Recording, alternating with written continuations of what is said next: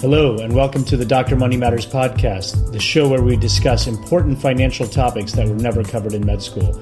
I'm your host, Dr. Tarang Patel.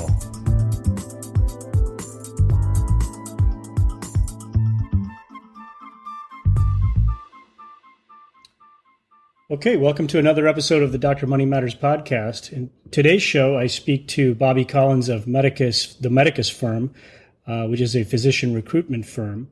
And we talk about the physician job market, the value that a physician recruiter brings to the job hunt process.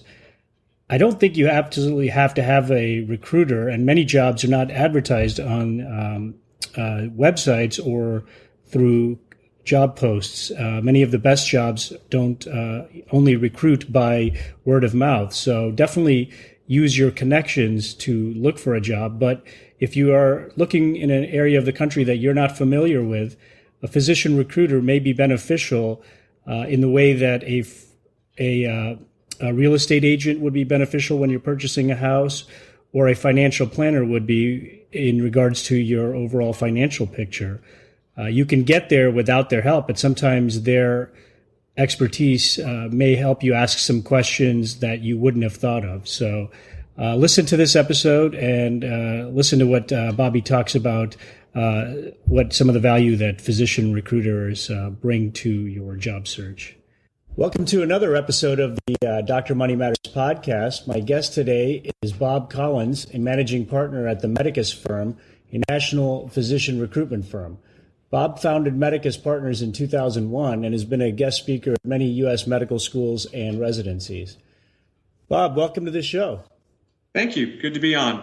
Tell our listeners about your background and how you got into this field. Well, I got into the field by dumb luck. A good friend of mine went to work for a company and recruited me to come work to him. When I started, I didn't even know there was such a thing as physician recruiters, and roughly 26 years later, I'm still doing it. So I was very fortunate to find something I really enjoyed at a relatively young age. The main question, I think, that a lot of people looking for jobs, especially coming out of residency, are why should a physician or other healthcare professional use a recruiter over just, searching the job boards or their own contacts? Well, they're actually all really good sources, to be fair. I think it really depends what their priorities are. The majority of people find jobs through their own contacts and through people they trained with, or they stay where they trained because that's a predictable and somewhat safe environment. Where recruiters really add value is for those that are more open to the type of job, open to the location, and they're more focused on, here's what's important to me, and I need assistance in finding those opportunities there literally are thousands of jobs available depending on your specialty, of course. Right. So how do I really sift through those, and how do I find one that matches what I'm looking for, both professionally and personally? When we speak to doctors, one of the standard questions we're going to ask them is, tell me what's important to you as you consider your next opportunity. Prioritize for us how important the location you live is, how important is the practice style, how important is your financial remuneration, how important is the quality of life that the opportunity provides.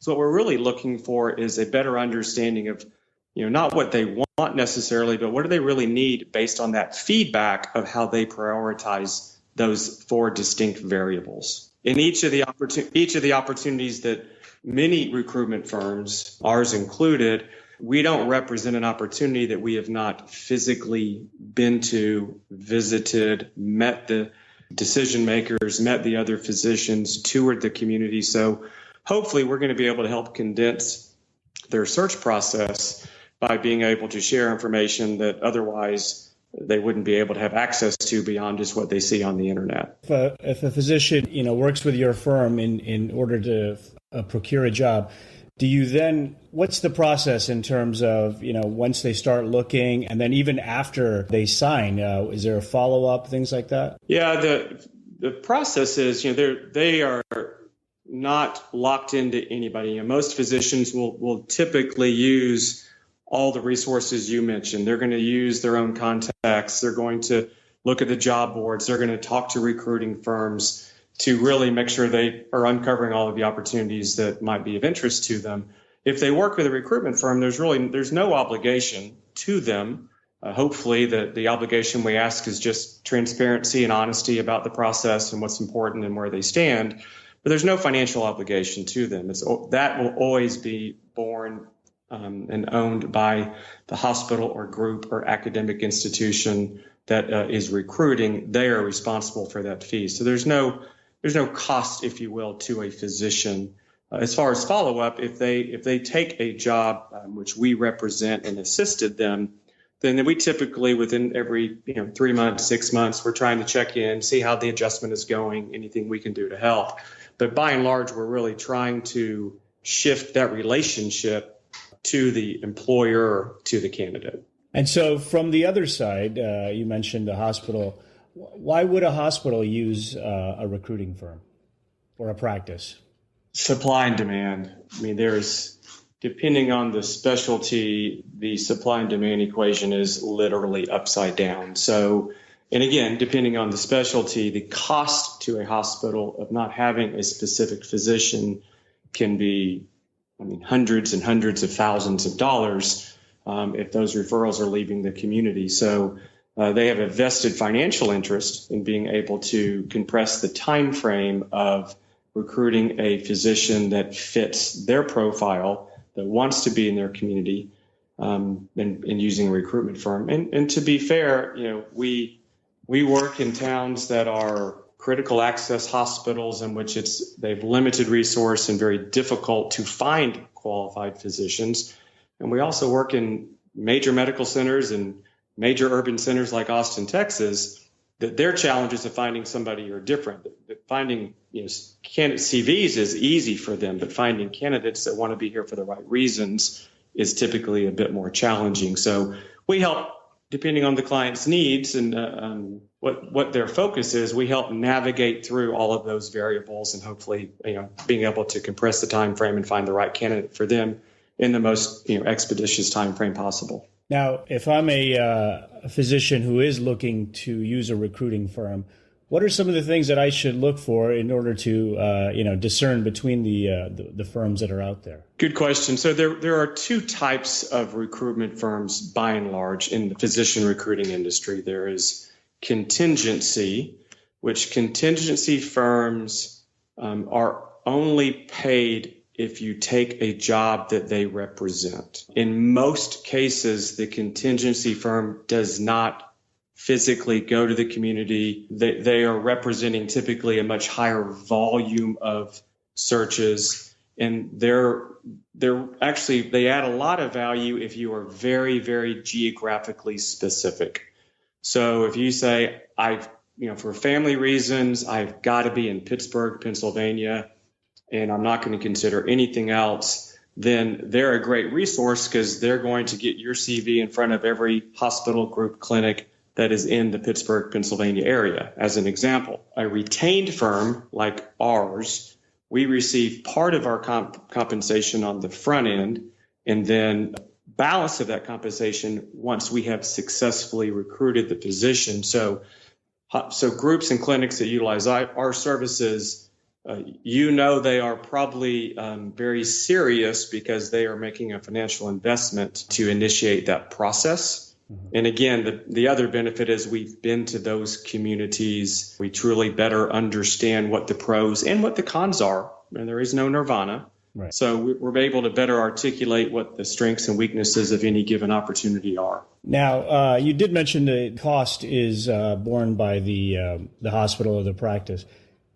Can you discuss just generally what that would be? Well, I don't know that it really adds value to those considering. I think there's such variance, I think, between firms and between the searches.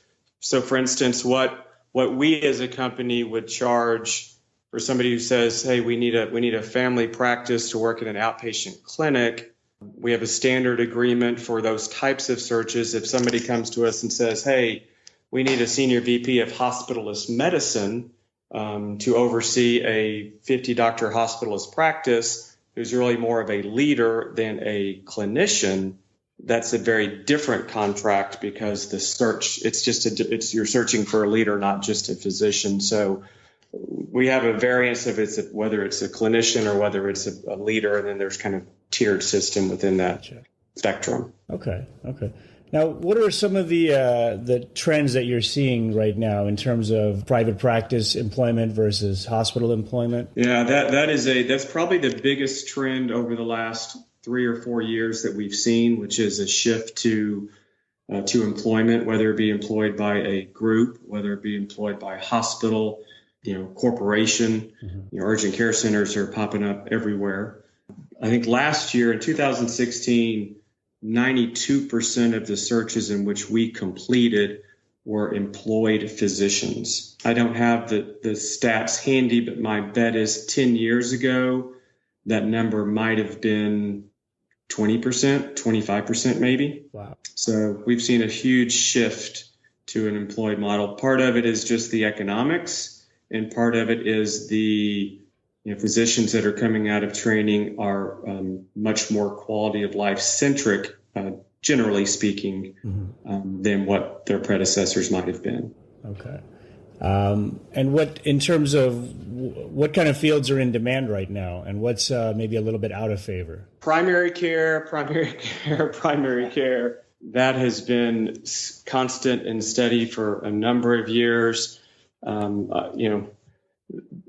What I call a unicorn search now is a general internal medicine physician that will see outpatient and inpatient at the same time, in the same practice. That used to be very, very common, but that has, with the growth of the hospitalist movement over the last 20 years, that's become more and more rare. So primary care is still a huge driver for obvious reasons. We've also seen a significant shift in the last 3 to 4 years for psychiatry searches. Those have become, I think in our annual survey, I think that they've been in the top 5 specialties the last 3 years, and prior to that, I don't think they were in the top 10. So, and I can't necessarily articulate clearly why, but it is without question one of the most prevalent searches today that we're asked to do. Okay. And any trends in terms of geographic areas? What areas are hot in that sense? Well, I don't know that they're hot. They're still, based on our last survey, I think this was interesting. Historically, the Northeast has been the preferred region. I think this last survey, the Northeast slipped to number 2, and I think the Southeast actually edged them out for number 1, if I'm not mistaken. So those do ebb and flow. A fair amount of that does kind of depend on the political climate of what states are going through, what kind of reimbursement issues they might be having. There's always going to be just the flat out, hey, I want to live in nice weather, I'm going to move to California or Florida, or pick a geographically desirable state. That's just always going to be the case. But I think the financial strength, the financial structure based on healthcare, I think that has a little bit more of an impact than what it used to be. And how about salaries and benefits? What are some of the trends you're seeing there?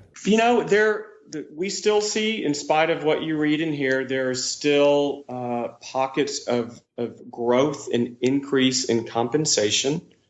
The MGMA does an annual compensation survey that is probably the most robust out there, and those trends are pretty meaningful. There are more specialties, I think, this past survey that were flat to slight growth than what there might have been in years past.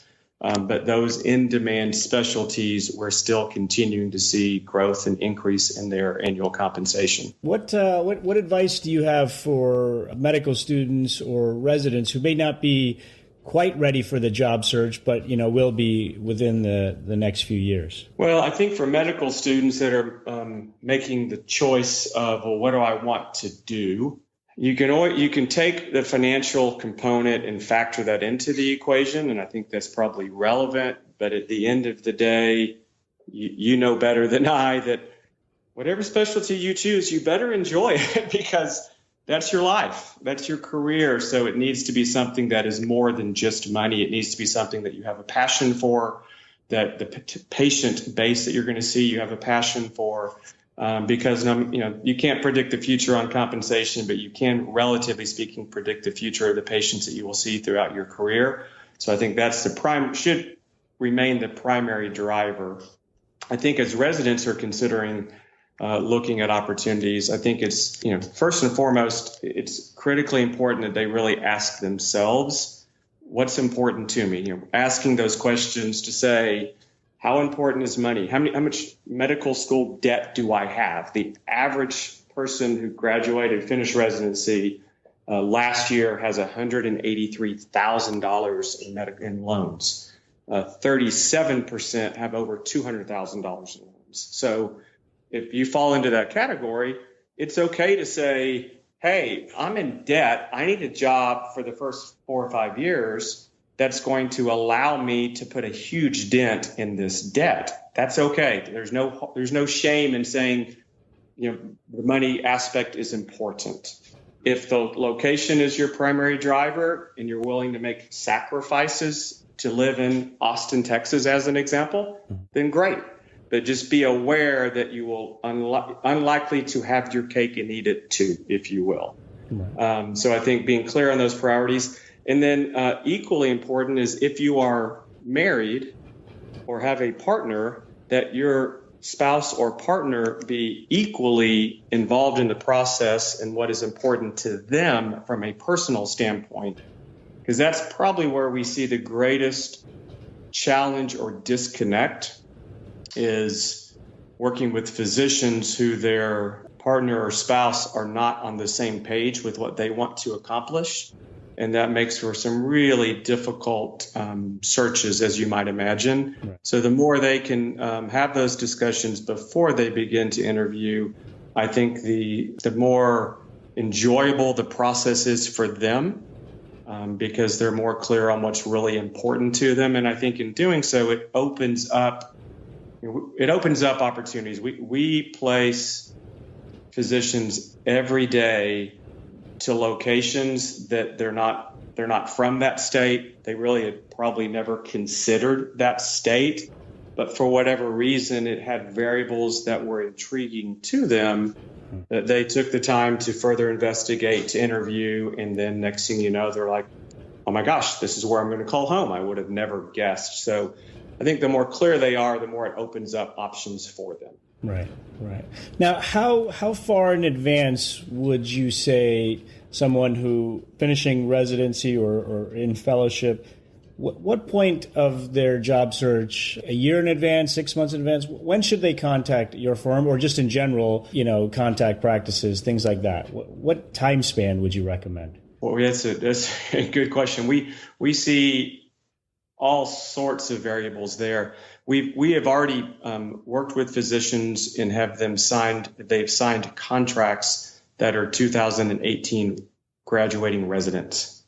So some have already way ahead of the curve. They know what they want and they want to have it locked down for a variety of reasons. Those that do that usually do so for a couple of reasons. One, it allows them to focus in their last year of training to specifically gain the skills that they feel like are going to be most valuable in their new practice. Mm-hmm. So they can usually have some degree of adjustment in their last year of training to really just get greater depth on whatever that skill is.